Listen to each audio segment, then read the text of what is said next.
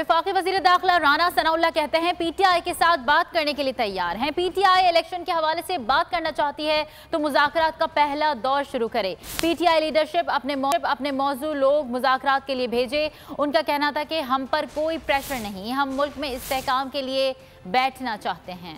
आपको आगाह कर रहे हैं खबर के हवाले से। पीटीआई इलेक्शन पर बात करना चाहती है, हम पर कोई प्रेशर नहीं, वफाकी वज़ीर दाखिला ने ऐसा कहा है। पीटीआई लीडरशिप अपने मौजू लोग मुज़ाकरात के लिए भेजे।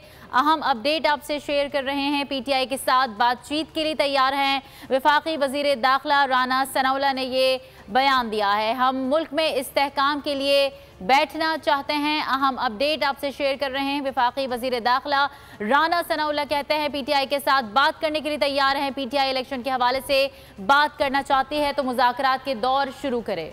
वफाकी वज़ीर दाखिला राना सनाउल्लाह का ये बयान सामने आया है कि पीटीआई के साथ बात करने के लिए तैयार हैं। पीटीआई इलेक्शन के हवाले से बात करना चाहती है तो मुज़ाकरात का पहला दौर शुरू किया जाए। पीटीआई लीडरशिप अपने मौजू लोग मुज़ाकरात के लिए भेजे और इसी बारे में बात करेंगे। डेप्यूटी ब्यूरो चीफ हमारे साथ मौजूद हैं। अली, आगाह कीजिएगा, राना सनाउल्लाह ने मजीद क्या कहा इस बारे में?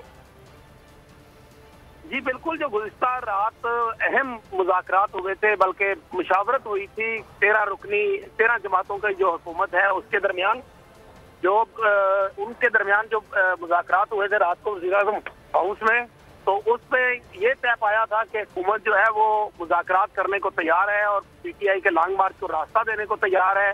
वो कराची कंपनी में उनकी दरखास्त पे गौर कर लिया जाए। तो आज 9 रुकनी कमेटी का ऐलान किया गया है और अब उस कमेटी के सरबराह वज़ीर दाखिला राना सनाउल्लाह की तरफ से ये बयान सामने आया है कि पीटीआई जो है वो अपने मुज़ाकराती कमेटी के नाम दे दे ताकि उनसे रब्ता करके टाइम तय करके उनके साथ मुज़ाकरात किए जा सके और लॉन्ग मार्च को जो है वो बेहतर तरीके से फैसिलिटेट किया जा सके और जो सियासी मसाइल है उनका सियासी हल निकाला जा सके।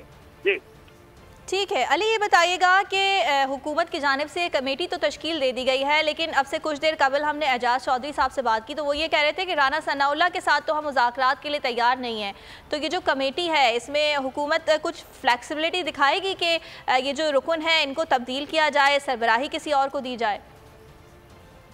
ये तो मुज़ाकराती राब्तों के नतीजे में ही मुमकिन होगा कि हुकूमत जो है वो लचक दिखाएगी या नहीं दिखाएगी, लेकिन बज़ाहिर मुझे नहीं लगता कि इसमें लचक दिखाई जाएगी। उसकी वजह यह है कि लॉन्ग मार्च का जो मामला है वो खसूसी तौर पर जो है वो अमन अमान से जुड़ा होता है एट द स्पॉट।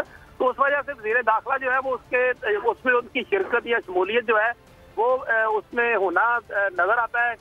यही दलाइल हो गए, लेकिन बाकी जो लोग हैं जैसे कमरुज़्ज़मान कारा हैं, इनको हम देखते रहे हैं कि पीपल्स पार्टी के दौर में भी जब डॉक्टर ताहिर कादरी आए थे या उसके बाद जब इमरान खान आए थे तो उस वक्त भी ये मुज़ाकराती अमल में शरीक रहे थे। पीपल्स पार्टी की जो लचक है सियासी तौर पे वो हर किसी को मालूम है। अली शेर, इस बारे में आपसे मजीद भी जानते रहेंगे। फिलवक्त शुक्रिया आपका।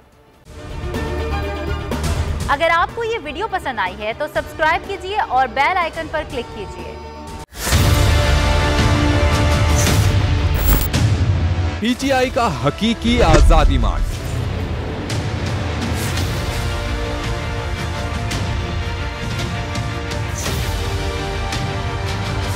बोल ने पल पल की खबर से रखा अवाम को बाखबर। कारकुनान जो है आज पुरजोश दिखाई देते, पुरुम्मीद दिखाई देते।